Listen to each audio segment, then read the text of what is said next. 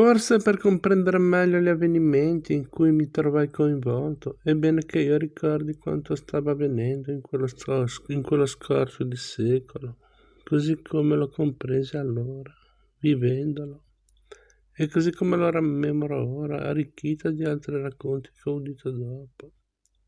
Seppure la mia memoria sarà in grado di riannodare le fila di tanti e confusissimi eventi.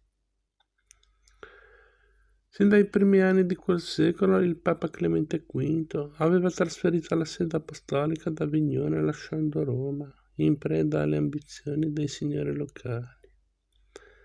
E gradatamente la città santissima della cristianità si era trasformata in un circo o in un lupannare dilaniata dalle lotte tra i suoi maggiori.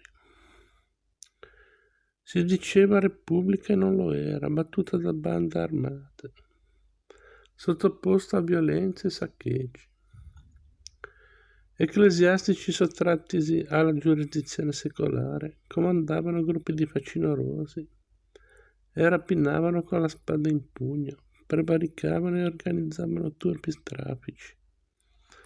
Come impedire che il Caput Mundi ridiventasse giustamente la meta di chi voleva indossare la corona del Sacro Romano Impero e restaurare la dignità di quel dominio temporale che già era stato dei Cesari?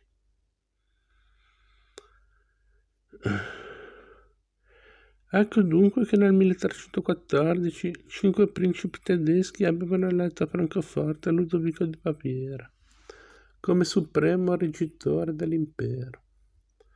Ma il giorno stesso, sulla posta riva del Meno, il conte palatino dell'Arena e l'arcivescovo di Colonia avevano eletto alla stessa dignità Federico d'Austria. 2 imperatori per una sola sede e un solo papa per 2, situazione che divenne in vero fomite di grande disordine. 2 anni dopo veniva eletto ad Avignone il nuovo papa,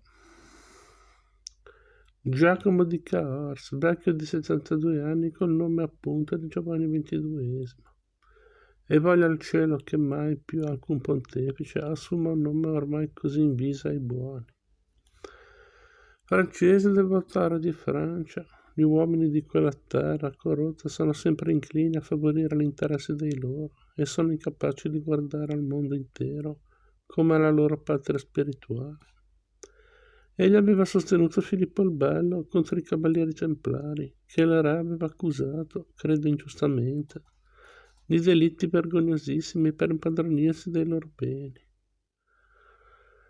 Complice quell'ecclesiastico rinnegato.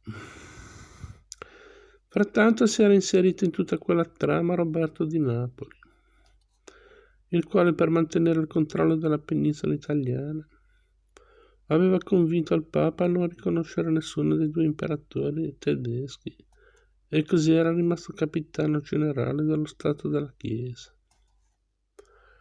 Nel 1322 Ludovico il Barbaro batteva il suo rivale Federico, ancor più timoroso di un solo imperatore, come lo era stato di 2. Giovanni scomunicò il vincitore e questi di rimando denunciò il Papa come eretico. Occorre dire che proprio in quell'anno aveva avuto luogo a Perugia il capitolo dei frati francescani e il loro generale, Michele da Cesena, accogliendo le istanze degli spirituali, di cui avrò ancora occasione di parlare, aveva proclamato come verità di fede la povertà di Cristo, che se aveva posseduto qualcosa coi suoi apostoli, l'aveva avuto solo come usus facti.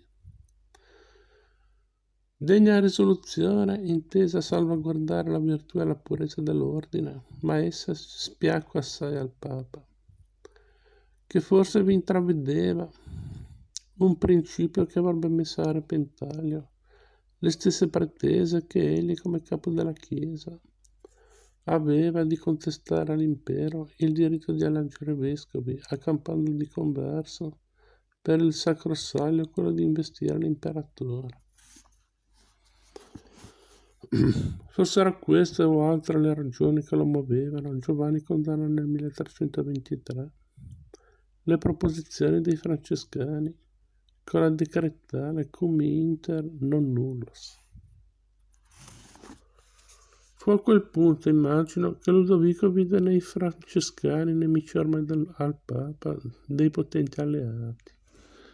Affermando la povertà di Cristo, essi in qualche modo rinvigorivano le idee dei teologi imperiali, e cioè di Marsilio da Padova e Giovanni di Gianduno.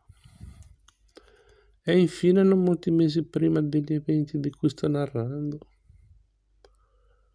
Ludovico, che aveva raggiunto un accordo con lo sconfitto Federico, scendeva in Italia, veniva incoronato a Milano, entrava in conflitto con i Visconti, che pure lo avevano accolto con favore. Poneva Pisa sotto assedio, nominava vicario imperiale Castruccio, duca di Lucca e Pistoia. E credo facesse male, perché non conobbi mai uomo più crudele, tranne forse un Guccione della Faggiola. E ormai si apprestava a scendere a Roma, chiamato da Sciara Colonna, signore del luogo.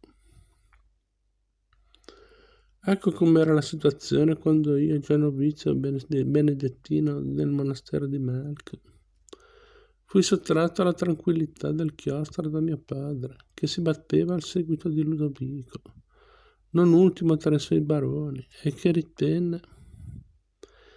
che ritenette saggio portarmi con sé perché conoscesse le meraviglie d'Italia e fosse presente quando l'imperatore fosse stato incoronato in Roma. Ma l'assedio di Pisa lo assorbì nelle cure militari. Io ne trassi vantaggio girandomi un poco per ozio e un poco per desiderio di apprendere per le città della Toscana, ma questa via libera e senza regola non si addiceva. Pensarono i miei genitori a un adolescente votato alla vita contemplativa.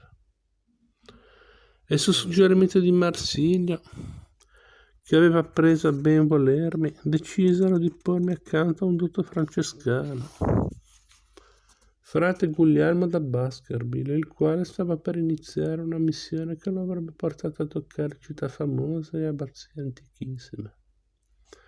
Divenni così suo scrivano e discepolo al tempo stesso, ne ebbi a pentirmene, perché fui con lui testimone di avvenimenti degni di essere consegnati, come ora sto facendo, alla memoria di coloro che verranno.